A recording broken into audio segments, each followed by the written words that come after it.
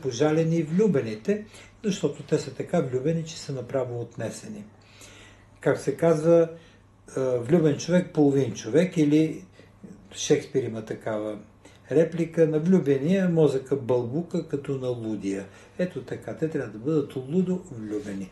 Innamorato pazzo е на италиански, има и такъв филм с Стефания Сандрели и Адриано Челентано, певеца, който навърши 80 години. Втората категория, това са слугите или така наречените серви. Тук нарицателно име е името на Джованни или Иванчо.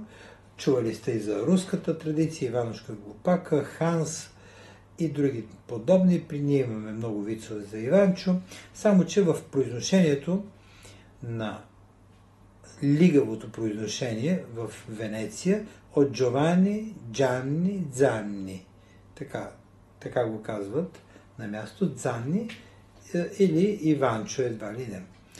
Сега, този слуга, Дзанни, е най-важният слуга. Неговата маска е сивкаво кафява, с извит надолу нос.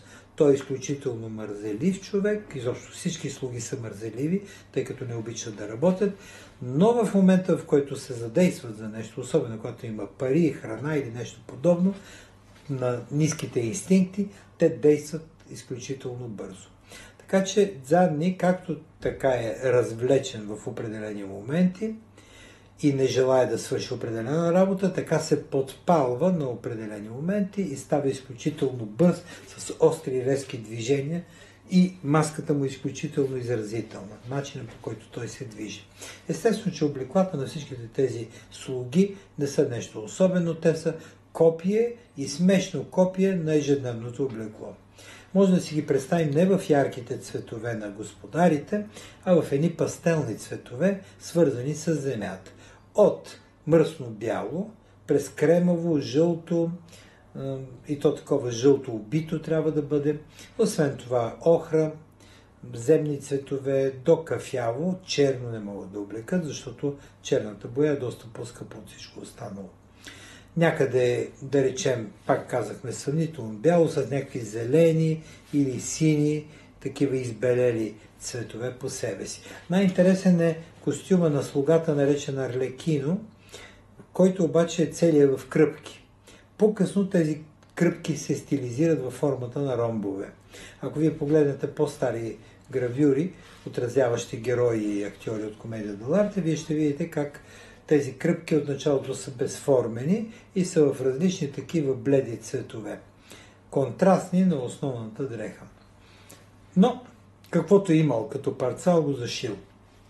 Но много по-късно това нещо се стилизира до съвременния познаваем костюм на ромбове на Арлекино, който вече той е продукт на една по-късна епоха и на френската мода.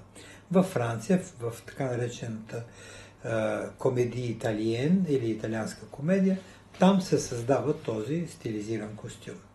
Няколко имена на герои от комедия dell'arte, на слуги. Тези слуги обаче са разделени в две интересни категории. Серво и серва, т.е. момче и момиче. Те винаги са заедно, те винаги са двойка, както двамата влюбени са двойка. Тези герои, момче и момиче, те биват най-различни типове. И ние коментирахме, че имаме, да речем, серви деликати или нежни слуги. Другите са серви брути или груби слуги. Серви фуриози, които са такива огнени, много бързи. Сега няма да ги делим по категории, вие ще си разделите така, както вие искате, но те трябва да бъдат от една порода. Двойката, момче, момиче, трябва да бъдат една порода. Може да има втора двойка, трета двойка. Слугите са повече от господарите в комедия dell'arte, защото те са мотора на действието. И нормално е бедните да бъдат по-малко в обществото, да бъдат повече в обществото, отколкото богатите. Богатите са винаги по-малко. Принципа на пирамидите, знаете. Така, започвам слуга по слуга, тъй като те има доста характерни особености. Първият се нарича Педролино, от Педро, което е Пиетро или Петър, Пешо. Педролино общо взето е облечен в бяло, целият е в брашняна маска, има също черна маска за контраст. И това е човек, който се занимава с мелници, мелничар или човек с бели неща, с брашна. Би могъл да бъде и фурнаджия. Вторият се нарича Буратино. Думичката идва от думичката буро, което означава масло, мазно движещ се. Буратино, много мек такъв, да се казва, разтича се и се размачква навсякъде. Няма общо с Буратино на Алексей Толстой книгата, където това е кукла. Истинското име на тази кукла в италианската традиция е Пинокио. Знаете, от книгата на Карло Колоди. Разбира се, Буратино идва и думичката е интересна от комедия дел'арте. Това е вид кукличка, която е направена от дърво. Буратини, театро дей Буратини означава на такива кукли на конци, марионетки. Обаче, тук Буратино си е такъв какъвто е в комедия дел'арте, преди да стане кукла. Другият се нарича Пулчинелла. Тази маска има две важни проявления. Номер едно е неаполитанската Пулчинела.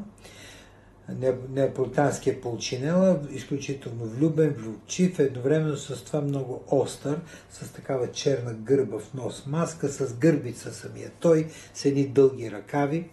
Много често той се среща в по-късната драматургия на комедия дел'арте, особено при Едуардо де Филипо. Той е един от големите изпълнители, самия той, на Пулчинелла през 20 век. Естествено, има и много други майстори. В момента Антонио Фава е майстор на образа на Пулчинелла, един от големите учители по комедия дел'арте. Неаполитанската традиция, те си говорят наполетана, един особен диалект. Изобщо всяка маска си идва със своя диалект, тъй като идва от различни краища на Италия. Това вече го коментирахме. Другият се нарича буфето, от думата буфа, шега, шегаджията. Той е доста едър мъж с брада и от типа такъв селски шегаджии. Смее се така. Такъв странен, особен персонаж с остър сатиричен и бихме казали дори и неприличен хумор. Другият се нарича Паскуинто. Има, сигурно сте чували за Дон Паскуале. Той е част от една известна опера. Това е слуга, който е с малко по-висок ценз. Човек, който е прислуга на по-богати хора. И той е така по-додялан от недодялените предни слуги, но това не му пречи също да бъде изключително остър в своите бележки и в своите действия. Другия се казва Мецетино. Той главно е слуга, който свири. Имало е доста такива хора от типа на шутовете, по-късен такъв свирач, домашен свирач, едновременно с това слуга. Когато има дами или когато има някакви карнавали или нещо подобно, празници, той е свирещия. Мецетин или Мецетино. Другите се казва Паскуарелла или Паскуариелла. Това е от типа на Дон Паскуале, само че е по-млад актьора. Значи, както е Паскуинто, така е Паскуариелла. Тоест, по-млад, който ще стане след време такъв важен слуга. И той е младеж, който работи при доста богати хора. Другият се казва Скарамуча. Сигурно сте чували за френския герой Скарамуш. Скарамуча оттам идва. И името му, това е слуга, който има и оръжие със себе си. С други думи, това е един тип охрана. Слуга-охранител. С всичките му присъщи за охранителите качества и съвременните охранители са такива, достатъчно едър, широкоплещещ, такива хора са избирали. Другият се нарича Багатино. Багатино идва от думата багете, което означава дълъг, издължен като хляб, като френските хлебчета. Такъв особен, недодялан, малко с движение на дървено човече. Така е изглеждал той и винаги е носил една палка, с която е ударил другите. Как се прави тази палка? Това е едно разцепено дърво, което като се удари, това трещи в другата част. И като го удари някъде по костюма, където има по-отделен част, се чува това клоп. Такъв силен звук. Естествено, в много други такива народни театри има такъв тип звук. Например, снощи гледах един японски театър, който е такъв в жанра на комедията, и там има едно ветрило, което издава такъв звук, където и да те удари, удара се, че са ти потрошили костите, а всъщност това ветрило от дебела хартия издава този звук. Другият се нарича Пиеро. На тази маска е съдено, това идва от Пиетро, т.е. Пешо, едва ли не. На тази маска е съдено след това да стане един от синонимите на класическата пантомима, френския Пиеро, както го пишат. Разбира се, там е малко по-комплицирано. Пиерот, даже с т. Там си има други правила в френски език. Така че този Пиеро е интересен. Той също е мелничар и е на Педролино близък. Това е стария Петър и малкия Пешо. Пиеро от началото Пиеро е доста влюбчив герой, но няма общо с лунния Пиеро, който е създаден по времето на романтизма, късния романтизъм. А в началото Пиеро е дори отмъстителен, такъв малък, злобен, хитър и до някъде влюбчив. Това е тази маска, облечена в бяло, с бързи нервни движения. Следващият е Арлекино. Това е най-познатата маска от комедията д'арте, каквото и да говорим. Интересното е, че той е от град Арло, който е близко до италианската граница. И това е човек, който от Франция е дошъл в Италия, за да изкара някой друг лев. Човек, който не добре говори италиански и освен това е толкова беден, че имах кръпки по дрехите. С това той носи една палка в ръцете си, за да се отбранява от хора, които искат да му приберат и малкото пари, които има. Дребничък е Арлекино и затова, както се казва, те подтиква да го набиеш, едва ли не, така, за да се чувстваш господар над него. И той защитава много своята територия. Освен това е харизматичен, въпреки че на години е може би 35-40, не го мислете като един младеж.